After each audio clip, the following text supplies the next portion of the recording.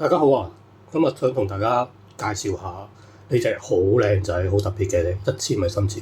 咁其實深潛手錶如果 over 1000米，大家都會諗到係國外或者瑞士嘅品牌啦。咁呢就係海鷗生產嘅1000米深潛。我哋睇下個盒先啦，個盒都好特別，藍色盒啦，波浪紋。咁中間個玻璃窗啦，咁其實有個圓圈圍住，就係一個啤數潛水啤數嘅設計。個盒我自己覺得有誠意啦。打下錶我睇下啦，攞隻真錶出嚟俾大家欣賞下先。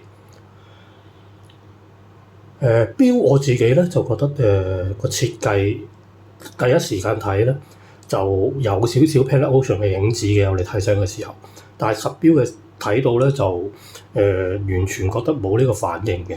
睇下個盒先啦，咁就雙層設計啦，下層就放咗說明書啦，生意批啦。係啦，個盒我覺得包裝都好有誠意嘅。咁而家睇翻隻錶啦，係啦，頭先講過話佢睇相有啲似Omega Planet Ocean，但係真錶其實有啲都唔似。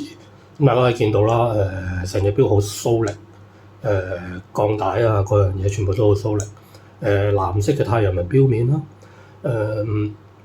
橙色嘅秒針啦，係啦。咁大家見到成隻錶面各樣設計都做得好精緻嘅，係啦。側邊咁見到4點位啦，個護肩啦，其實個設計都幾特別嘅。佢紋嘅靈感係嚟自世界上潛得最深嘅爬行類動物靈皮龜嘅。咁10點位就係 HEV 啦，就係一個自動嘅，就唔係手動嘅放氣閥。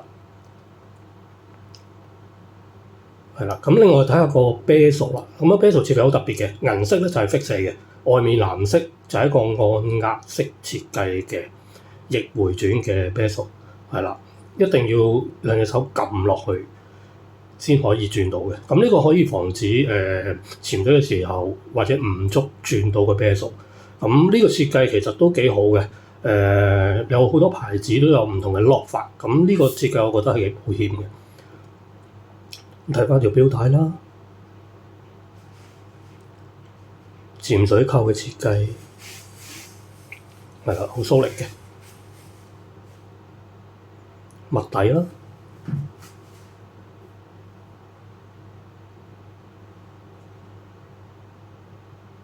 係啦，有保險掣嘅，係啦。咁佢機芯咧就採用咗海鷗嘅 ST2130啦，咁就28,800匹。咁另外個厚度啊，就係1000米嚟講，我覺得係可以接受嘅，因為佢即係15.8mm 嘅厚度。咁對於1000米嚟講都算係一個偏薄嘅數字。咁另外隨錶咧就附送一條 Netto 帶啦，俾你可以自己更換嘅，係啦，配翻個針扣啦。嗱，咁再睇翻隻錶啦，係啦，大家可以見到嗰個精緻度啊、打磨啊嗰樣嘢，我自己都好滿意。好多謝大家